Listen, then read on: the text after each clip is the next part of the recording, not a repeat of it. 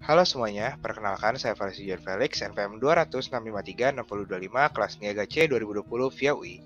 Pada video kali ini saya akan menganalisis perusahaan Riot Games menggunakan SWOT dan Five Forces Analysis. Riot Games merupakan perusahaan developer game yang didirikan oleh Brandon Beck dan Mark Merrill pada tahun 2006 di Santa Monica, California, Amerika. Riot Games memulai debutnya dengan video game online komputer yaitu League of Legends yang berhasil menjadi salah satu pendorong pertumbuhan industri e-sport di dunia. Dilanjutkan dengan karya lainnya mereka yaitu Teamfight Tactics, Legend of Runeterra, Valorant, League of Legends, Wild Rift, dan Ruined King. Riot Games tidak hanya memproduksi video game, tetapi banyak sekali proyek lainnya yang mereka lakukan, seperti musik, buku komik, permainan papan, dan bahkan film animasi yang berhasil mendominasi Annie Awards dengan memenangkan 9 kategori yang dinominasikan, yaitu Arcane. Dalam perjalanannya, Riot Games berhasil meraih prestasi sebagai 100 perusahaan terbaik untuk bekerja, 25 perusahaan terbaik untuk bekerja di bidang teknologi, 100 tempat kerja terbaik untuk milenial, dan 50 tempat kerja terbaik untuk fleksibilitas yang dibuat oleh Great Place to Work, dikarenakan oleh budaya perusahaan mereka, yaitu Diversity and Inclusion, yaitu Riot berfokus menjadikan dirinya rumah terbaik bagi orang yang suka membuat video game, dan menetapkan standar keanekaragaman dan inklusi yang tinggi. Yang kedua adalah social impact.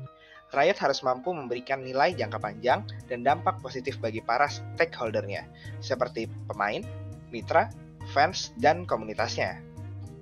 Untuk menganalisis kondisi perusahaan Riot Games, saya akan menggunakan Business Canvas Model.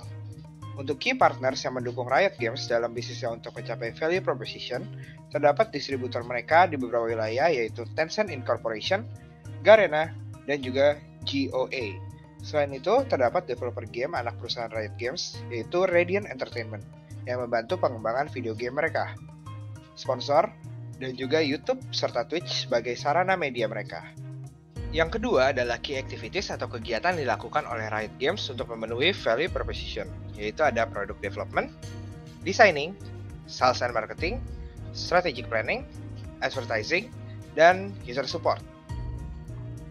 Ketiga ialah value proposition atau nilai jual yang ditawarkan oleh Riot Games kepada customer-nya, yaitu memberikan pengalaman bermain terbaik kepada pemainnya di seluruh dunia. Selanjutnya ialah channels, yaitu tempat di mana Riot Games bertemu dengan customer-nya, yaitu Riot website, video game sites, blog and social media, League of Legends community, frequently asked question, League of Legends Championship, YouTube, dan juga Twitch. Dalam bisnisnya, Riot Games menargetkan para gamers generasi milenial dan generasi Z, serta menjaga relasi dengan mereka menggunakan Riot Support dan Personalized Ads. Selain itu, Riot Games memiliki kompetitor, yaitu seluruh developer video game seperti Electronic Arts dan Ubisoft. Dalam bisnisnya, Riot Games mengeluarkan biaya yang digunakan untuk games production, software development, maintenance and operation, office and infrastructure, customer support, dan juga e-sport event. Dan penghasilan yang didapatkan oleh Riot berasal dari in-game microtransaction, YouTube and Twitch views, sponsorship, ads, dan juga partnership. Selanjutnya saya akan menggunakan SWOT analisis untuk menganalisa internal perusahaan Riot Games. Strength dari Riot Games yang pertama adalah Riot Games memiliki beberapa hak paten dan copyright untuk mengurangi kompetitor. Yang kedua adalah memiliki pegawai yang kompeten karena prestasinya sebagai perusahaan terbaik untuk bekerja menaikkan kompetisi. Untuk weakness dari Riot Games itu, yang pertama, model bisnis Riot Games mudah ditiru oleh startup kompetitor. Yang kedua adalah Riot Games kurang memperhatikan lingkungan, sehingga dapat menjadi permasalahan. Yang ketiga, Riot Games ini sangat berfokus pada proyek bertemakan League of Legends, sehingga kurang inovasi pada segi cerita. Untuk opportunities dari Riot Games, yang pertama adalah adanya sosial media seperti YouTube dan Twitch yang membantu mempromosikan Riot Games melalui video dan live stream yang ada. Yang kedua adalah adanya platform online yang memudahkan interaksi dengan customer. Yang ketiga adalah global market yang membuat Riot Games lebih mudah menjangkau tenaga kerja dan target pasar. Untuk threat dari Riot Games, yang pertama adalah berkembangnya kompetitor sinis, yang kedua adalah munculnya teknologi baru, yang ketiga adalah naiknya beban pajak, yang keempat adalah sulitnya menaikkan harga microtransaction, karena lingkungan yang ada menyulitkan hal tersebut. Untuk menganalisa lingkungan eksternal dari Riot Games, saya akan menggunakan analisa Porter's Five Forces. Ancaman dari pendatang baru termasuk low to medium level, karena biaya yang dibutuhkan untuk pembuatan dan penerbitan game termasuk mahal. Dan juga Riot Games sudah sangat dikenal kehadirannya oleh para konsumen berkat gamenya yang sudah mendunia yaitu League of Legends. Ancaman akan tergantikan dari Riot Games termasuk tinggi, karena banyak sekali developer game dengan tipe dan genre permainan sejenis, seperti Valve Corporation dengan Dota 2-nya yang sejenis dengan League of Legends, game andalan dari Riot Games. Untuk suppliers atau pemasok, Riot Games membutuhkan sumber daya teknologi untuk mendevelop game mereka, dan kebanyakan dari sumber daya teknologi tersebut membutuhkan pembaruan yang rutin dari suppliers.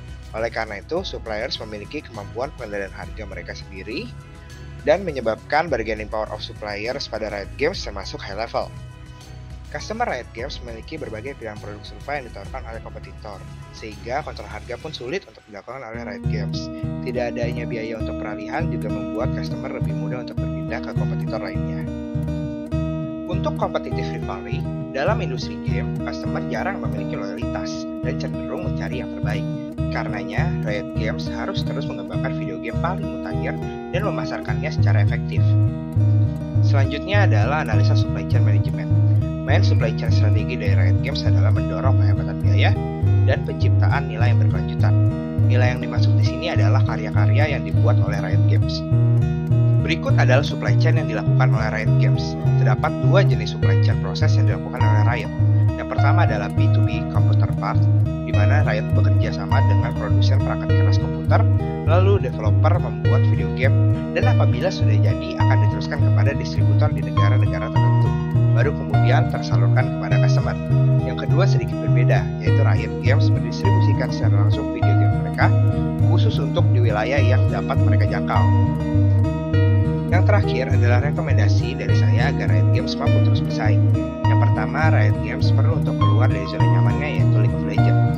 Riot Games terbukti sudah dapat menciptakan storyline dan gameplay yang baik, yang dapat memberikan rasa penasaran pada customer yang terlihat dalam video game terbaru mereka yaitu Valorant. Sehingga menurut saya Riot Games perlu untuk menciptakan story baru yang lebih fresh di game-game baru mereka berikutnya, dan bukan menggunakan League of Legends yang sudah bertahun-tahun hadir sebagai referensi cerita. Yang kedua adalah mengembangkan customer relationship dan customer experience. Komunitas yang ada dalam game-game beserta Riot Games terbukti ingin sekali berkolaborasi dengan game yang mereka cintai. Seperti contohnya pembuatan banyak fan art yang sebenarnya bisa diperjualbelikan oleh Riot Games dalam gamenya, seperti skin senjata dalam game Valorant. Oleh karena itu, untuk menjaga relasi dengan customer, maka Riot lebih baik mengajak para Rioters, yaitu fans dan komunitas mereka, untuk ikut mewujudkan value mereka. Selain itu, menurut saya, Riot Games juga perlu untuk lebih mendengarkan keluhan komunitasnya, terutama akan update yang mereka lakukan pada gamenya. Karena terkadang update yang mereka buat malah merusak keseimbangan dalam video game mereka.